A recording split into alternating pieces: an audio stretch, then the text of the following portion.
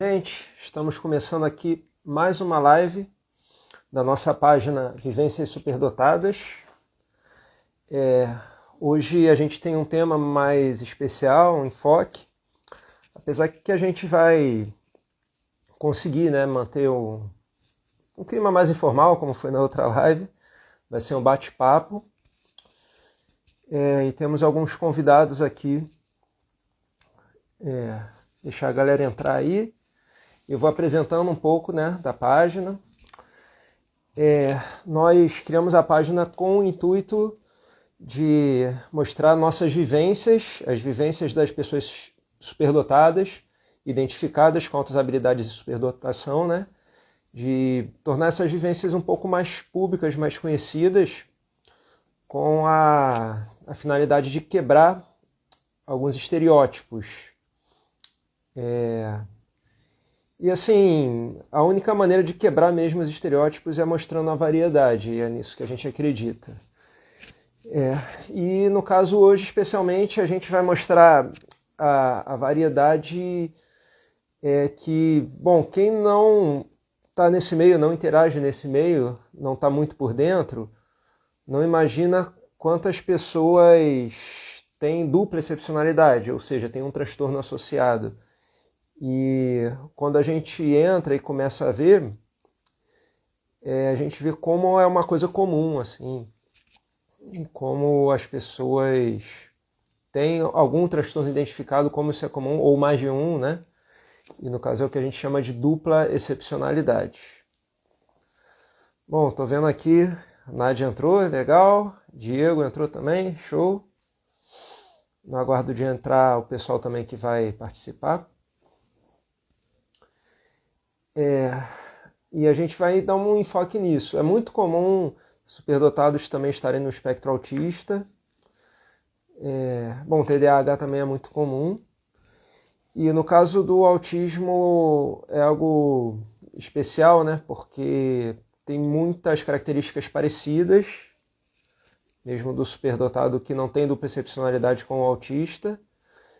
Tem uma questão genética, é comum superdotados terem parentes autistas, seja mães, irmãos, etc.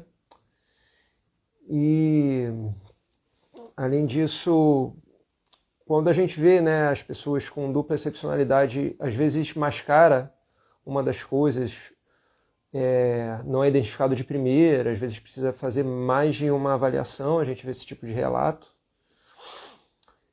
E, bom, o autismo está muito discutido, conquistou muitos direitos, e eu acho que a superdotação acaba entrando meio a reboque em toda essa discussão acerca do autismo, das características, dos direitos, etc.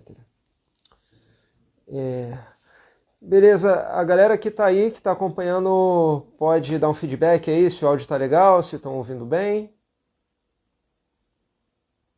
Bom, ok. Puderem dar um feedback, estamos aí. Estou no aguardo aqui da Lana. Vou ver aqui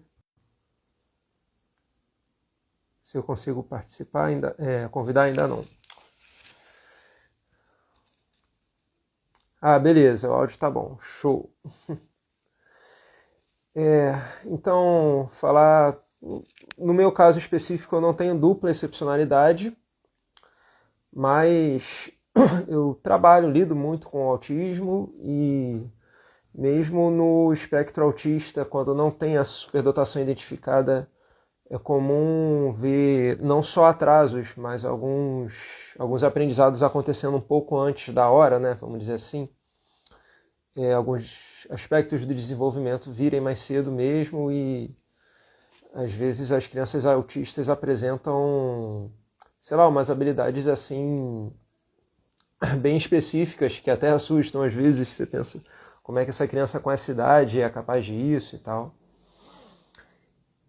E, bom, tem uns casos até que eu não entendo porquê, mas às vezes os avaliadores, as avaliações, encontram um QI assim, muito superior, mesmo assim, Não aparece na conclusão do laudo altas habilidades, tem alguns casos assim, porque quis avaliar exatamente o autismo, fez os testes de inteligência, porque é protocolo, mas isso não vem na conclusão. Eu já vi alguns laudos assim, né?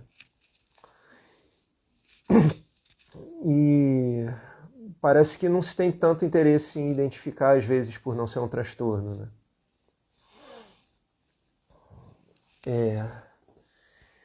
E, enfim, eu tenho a impressão que é mais comum do que se imagina nos autistas de nível 1 ter altas habilidades. Mas isso, bom, é outra discussão. Vou ver aqui se a Alana está ok para entrar. Opa! Ah, show! A Alana está aqui. Vou tentar convidar ela.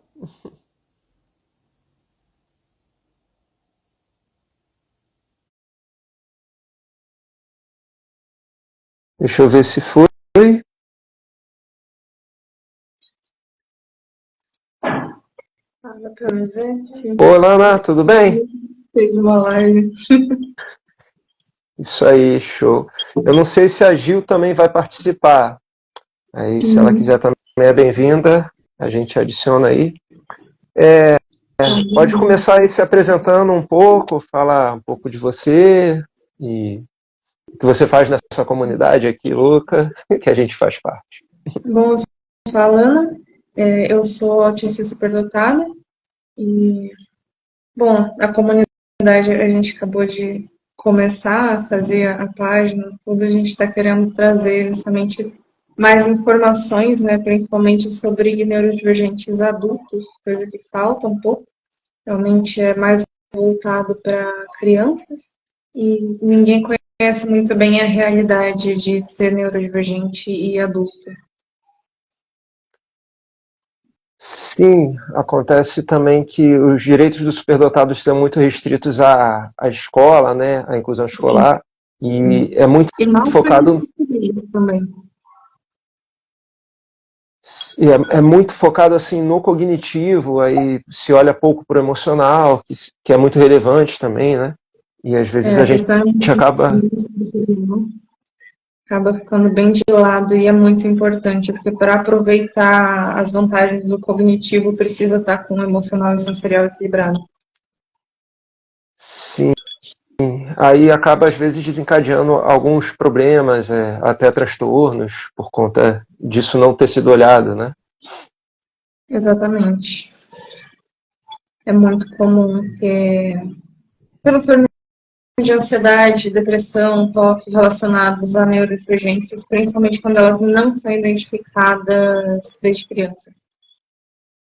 Sim.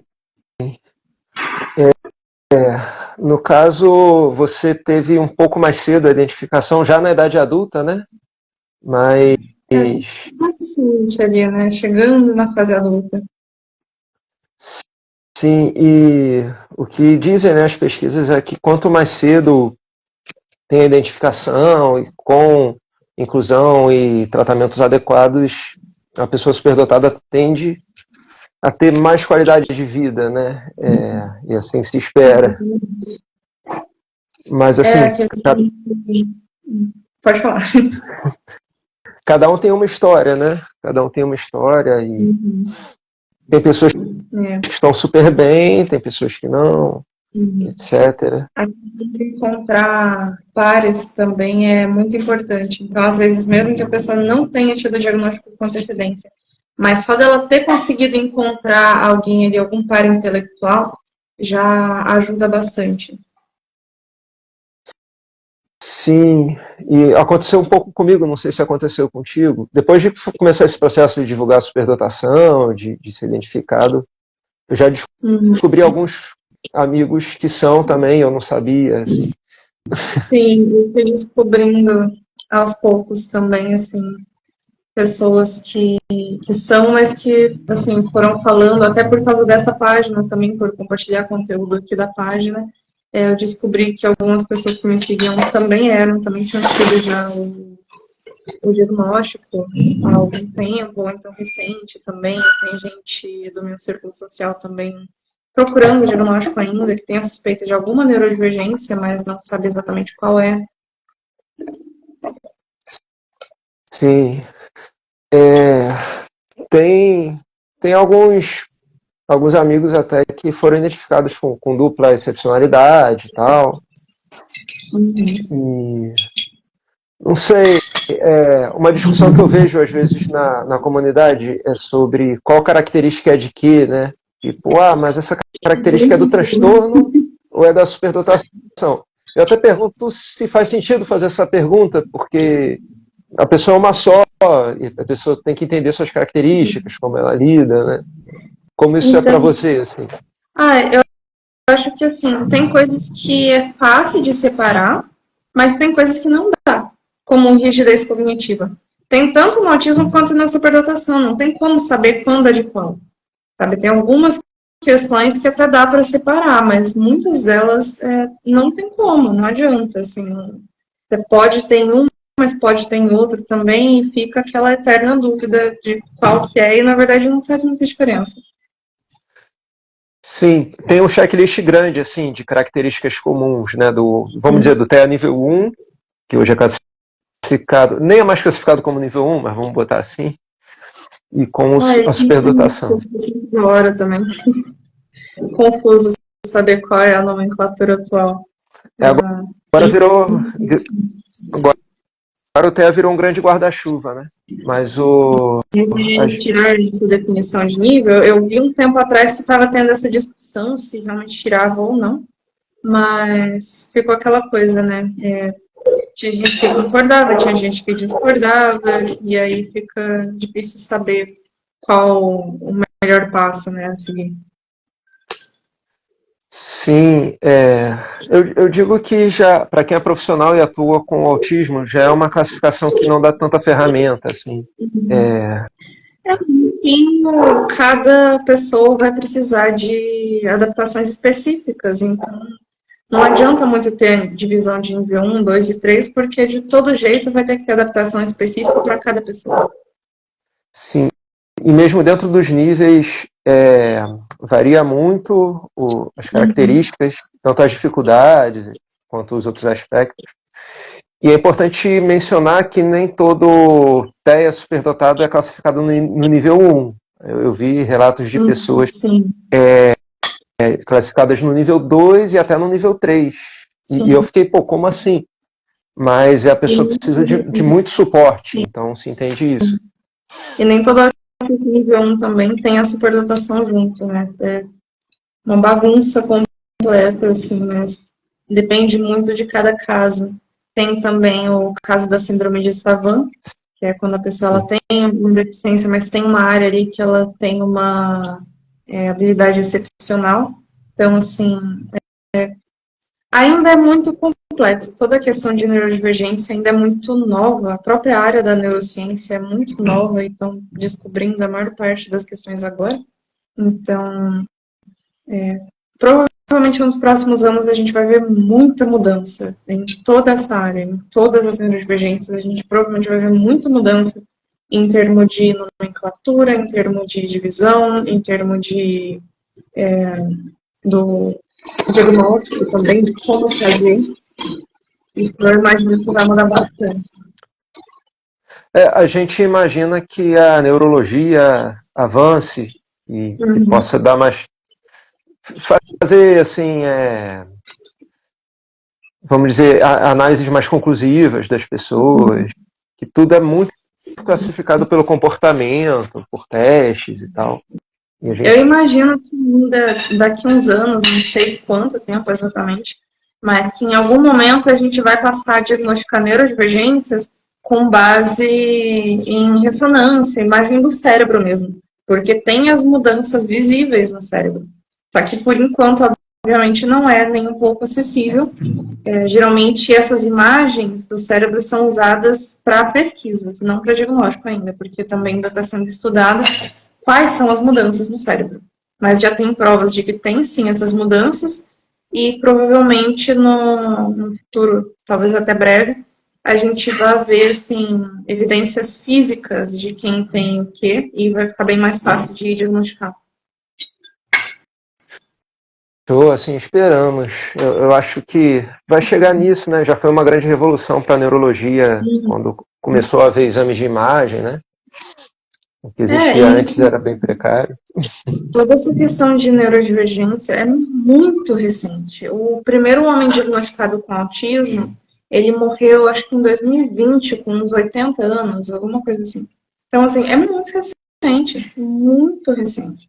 E agora que toda essa questão, né, de TDAH, de superdotação, estão sendo vistas e conhecidas agora. Tanto que em cada época uma delas fica meio que na moda, né? Todo mundo começa a falar, todo mundo descobre. E isso faz parte justamente da fase da descoberta. A gente, como sociedade, a gente está descobrindo em conjunto as neurodivergências. Então, além de ter o fato individual, porque geralmente quando a gente descobre, a gente só quer saber disso, só quer falar disso. A mesma coisa acontece com a sociedade. Então, a sociedade está descobrindo as neurodivergências e está falando sobre. E aí a gente vê os mais diversos pontos de vista. Mas é uma fase normal justamente dessa questão da descoberta. Sim, eu espero que vire moda, porque as pessoas precisam conhecer mais também da superdotação e ainda tem pouca informação boa difundida, ainda tem o mito, tem os mitos de má fé também, exaltação de sociedades de alto QI, né? E uma das coisas, um dos feedbacks que eu tive da live da semana passada foi que as pessoas gostaram de ouvir a superdotação por uma perspectiva feminina, né? Porque existe esse estereótipo mesmo do homem. Sei lá, você vai ver foto de sociedade de alto QI, assim, nos sites oficiais.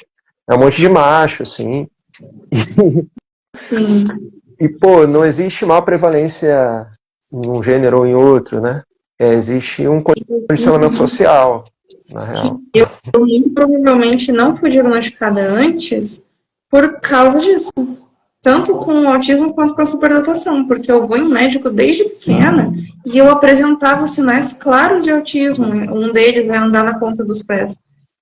Era uma coisa que eu fazia, eu nem lembrava, na verdade, porque eu parei, mas quando eu era bem pequena, eu fazia isso, e nessa época eu já ia em médico para tentar descobrir o que tinha de diferente ali, e todos os médicos falavam que era ansiedade.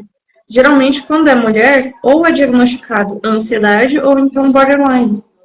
Eles não saem desses diagnósticos. E esse foi um dos motivos, inclusive, para eu parar de ir em profissionais homens. Eu não vou mais em profissionais homens, só em profissionais mulheres.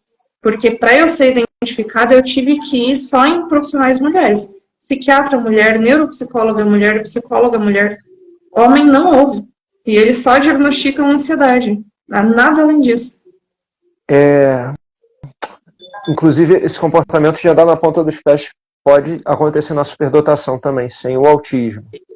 Mas tem alguns motivos que o autismo é menos diagnosticado em mulheres, porque muitos sinais são um pouco mais sutis, assim, eu vejo no meu dia a dia, tipo, nas meninas é um pouco mais difícil de você perceber, principalmente quando é nível 1, que, vamos dizer, não tem tanto atraso. Caramba, se não me falarem que é autista, que o médico diagnosticou, que o neuropsicólogo avaliou, eu não vou perceber. Tem casos que é assim mesmo, né? Mas é a questão do masking. Neurodivergentes fazem masking, né? Só que mulheres também são ensinadas desde pequenas a fazerem um tipo de masking. Não é a mesma coisa que a neurodivergência.